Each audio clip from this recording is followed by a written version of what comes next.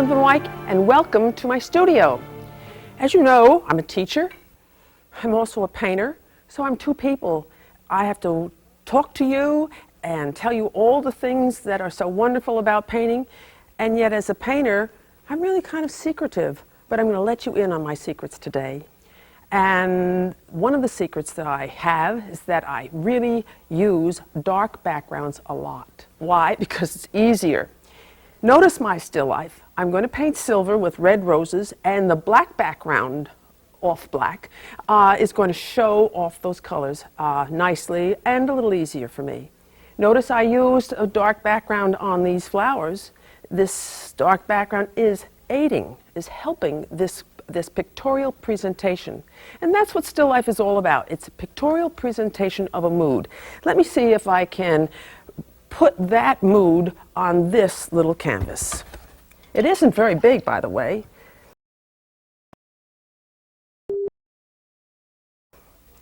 And my first job is to think about its size and how big I can make the subject on it. So why don't I place it first and see if I can make it fit. I do want to show the cloth hanging off of the table, and so that's going to be the lowest thing, and I like that rose hanging off, and then this rose over here. We're really taught not to paint even numbers, 2, 4, 6, 8. We're supposed to deal with the more elegant and natural golden proportion of 1 to 3 to 5 to 8, and I'll tell you about that someday. But right now I'm kind of busy. And so I think I'll be able to get away with 4 roses by the fact that I have 1 here and 3 there. So I have 1 to 3. Don't let your picture happen accidentally. Think out. Be intrigued with the whole process to justify the process and say, well, this is what I think looks nice. And so this makes your picture creative and it makes it yours. It makes it original.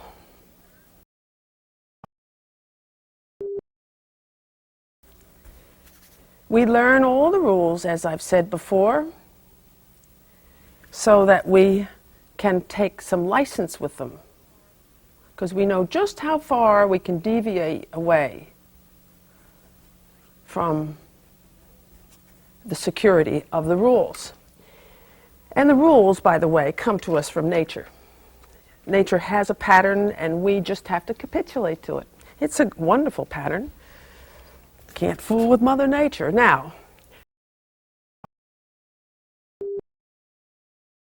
let's start in a very direct, bold way and lay in the masses of color: dark, medium, red, and off-white. And I'm going to do that all in tones that are darker than I really see them, so that I have a foundation, so I can sneak up on the light. Well, that's not even showing. That doesn't show enough either. Oh, that's better. And you can see, instead of approaching this as a drawing, I'm approaching it as a painting, starting with putting in the tone of the silver by painting stuff running from the inside out to make an edge. How can that brush make a line? You draw a drawing, but you paint a painting. There are 2 different actions. I think that spout looks very English. Very English. Looks Tudor. I don't know why. I don't even know whether this thing is English. I found it in an antique store. I don't use it. Our house is full of stuff because I'm a still life painter. I have a philosophy. If I dust one thing, I have to dust it all, so I don't dust that often.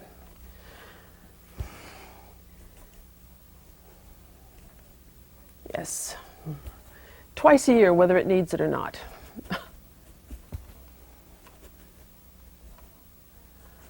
And then this flower, and maybe I think, what do you think, everyone? Do you think it would be nice to group them together a little?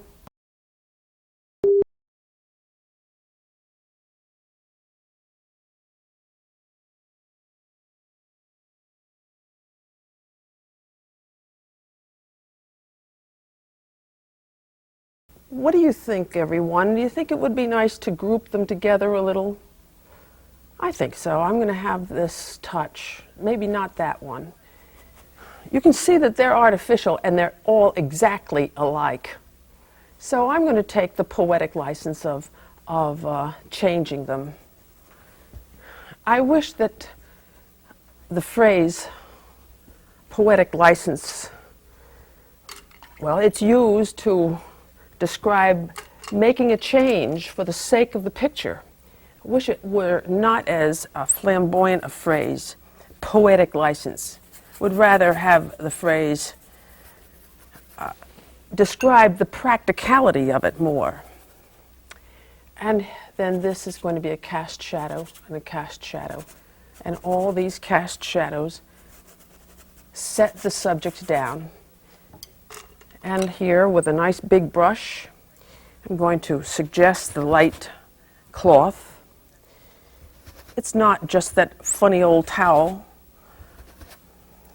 It's a light cloth that maybe will look like linen. Ooh, really, I find that that's a much too light a value to start with.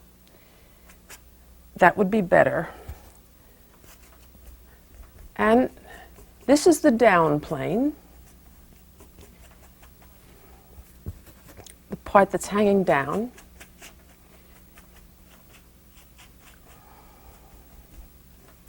And this is the top plane. Two different directions of stroke, this down and this across, but more importantly, two different tones. Because the light, this wonderful light that's coming from my window, flashing over on it from the right, is coming from above. Hallelujah, as usual. And so top planes are lighter than up and down planes.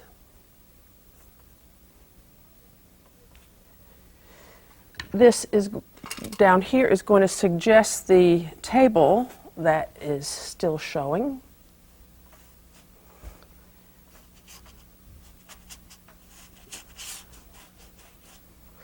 And while I have that nice big brush in my hand, I'm going to lay in the dark background. Beginnings of paintings look like beginnings. They're the start of this wonderful adventure of trying to turn it into something. Also, right from the start, to make the composition a little nicer. Because composition is so important. It's the mold. You never really get a magnificent statue from a poor mold. It's its heart. And so I want to include this little fold.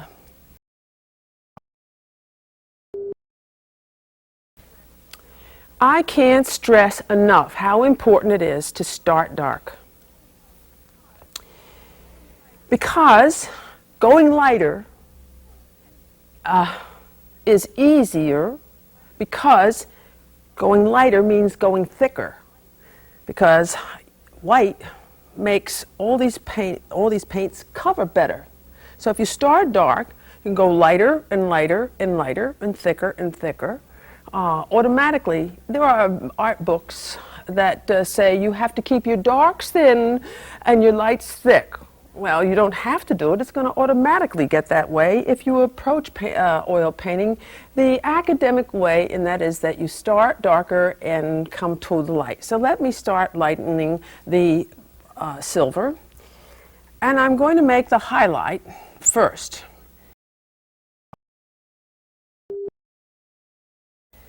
I always find that metals are almost better painted after you get the general overall shape, to start right with the highlight. And these highlights start to present in a pictorial way the anatomize, the anatomy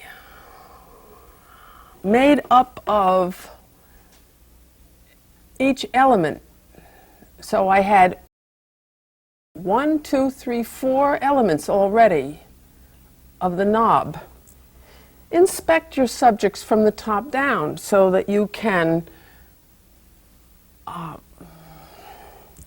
appreciate each part of its shape and make a paint rendition of that shape. So I see, 1, 2, 3, 4, 5, 6, 7, 8. I have 1, 2, 3, 4, 5, 6, 7.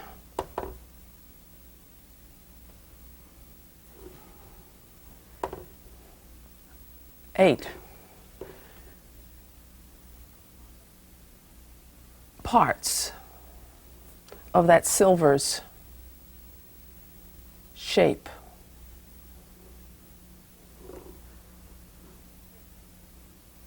Its basic shape.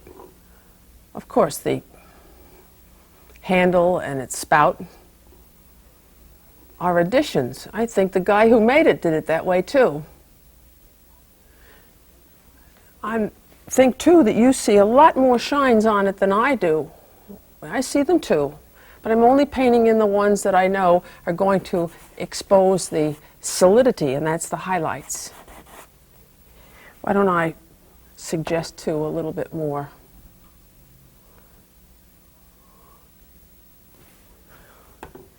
Your brush strokes are... Look and memorize a whole form.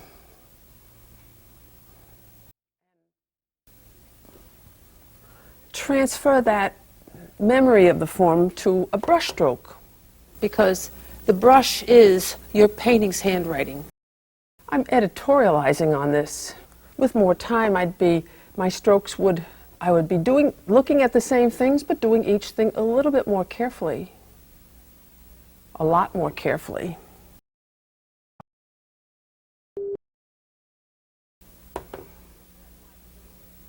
Don't let my programs and our meetings together mislead you.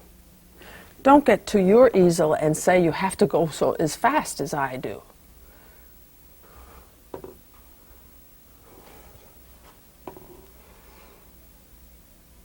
Take your own pace, but don't linger either. Figure out a way to do it and just then do it. Don't be afraid. Don't think you've got to make it wonderful. Just make it the best you can. That's all you can do.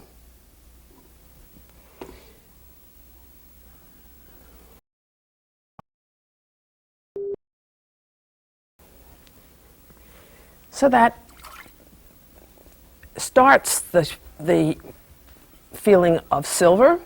Let me start the feeling of the anatomy of the roses by adding light, bright, alizarin crimson, Grumbacher red, and white. Notice how I take time to saturate that brush. Which is the most important one? This one. Why don't I start with it?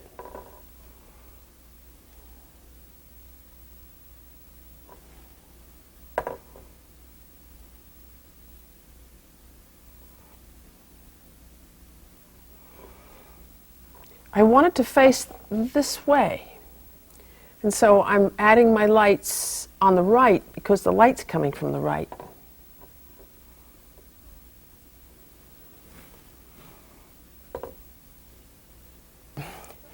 Now, it's so tempting to say, oh, wow, doesn't that look snazzy? And you do the same thing again. No, don't do that. Make sure that when you have to paint many objects that are the same, try to give a different little twist, a different personality to each one.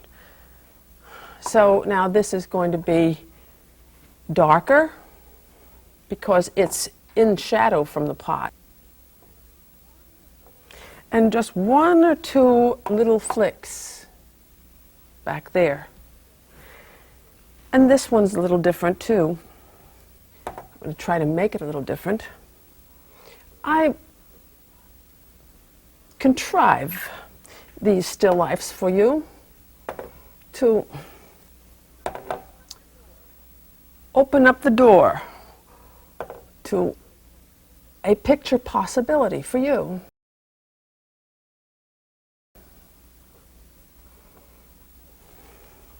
Not just like this, but one thing I do think you could try is to set your subject matter up against a dark background and experience what a nice color experience it is. These mixtures are only working because they're working against this tone background. They would be entirely different against white.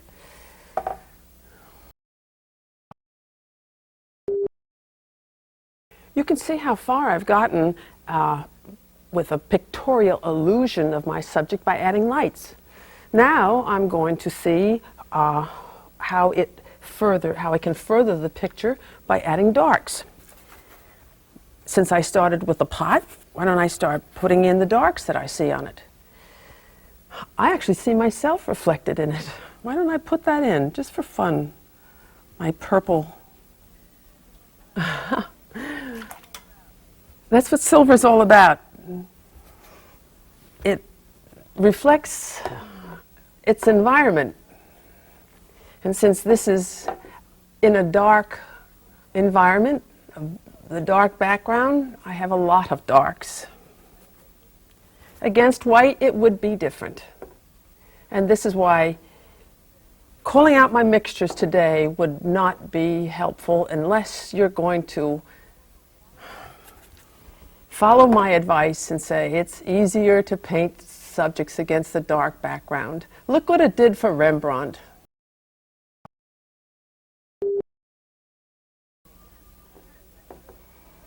And I should employ or introduce the red of the flowers into the silver. It's affecting it here, and here. When painting silver and you see an absolute mirror image of the subject in the silver, don't do it that way. I actually see this rose repeated here.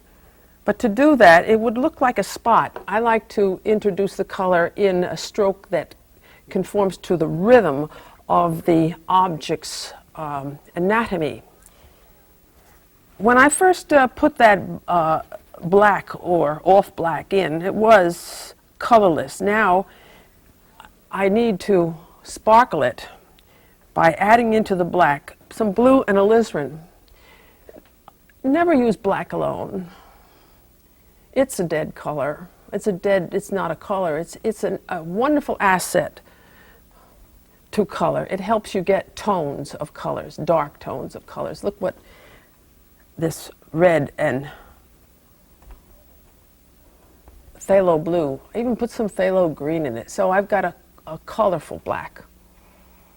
I hope that shows up to you.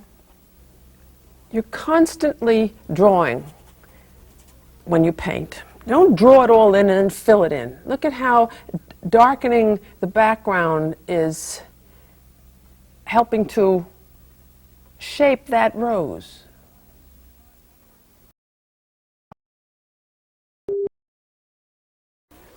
Why don't I put some darks in the rose too? In their little centers.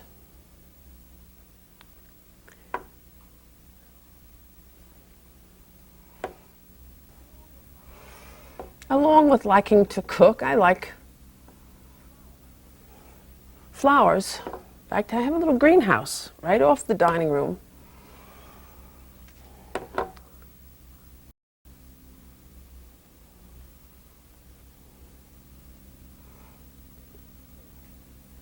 Helps me with my centerpieces through the winter.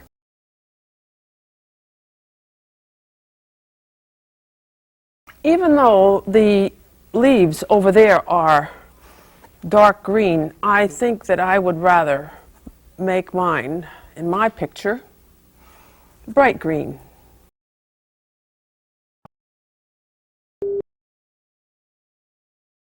And I'm going to clean up. I'm going to launder the white cloth now in tribute to one of my mother-in-laws. She's in heaven. And if I know her, she's cleaning the place. Nothing delighted her more.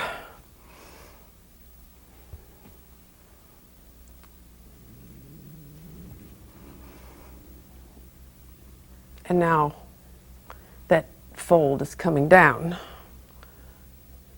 I'm sure she'd take her hand and smooth it out. I'll have to tell you about another one of my mother-in-laws someday.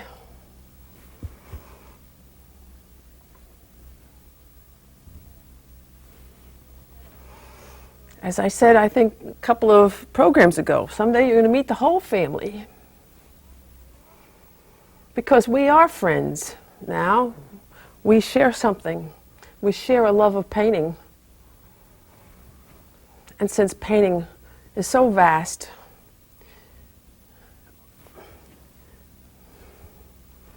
and touches on so many things about life, we're good friends.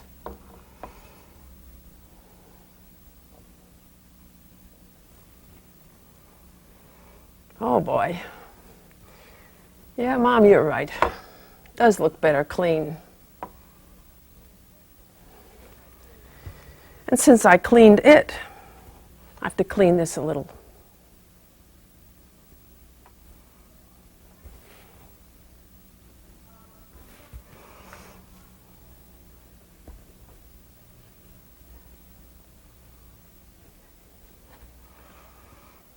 From a distance, I noticed I have a chance to add more light. Oh, tiny ones, little spots. Appreciating what Sergeant said, start with a broom and finish with a needle. Save all the little goodies for last.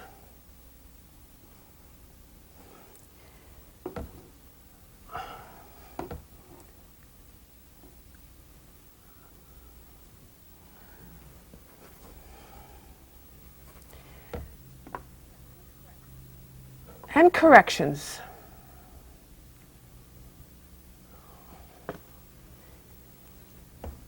I'd like to tell you again my mother's version of a practical way to start a problem. When I said, gee, Mom, I don't know how to cook. She said, don't worry about it, Helen. Just start on time and keep the flame low. Well, don't I paint that way? Don't I start very carefully or not making too much of a statement? Going gets a little bit more exciting as I get closer to finish.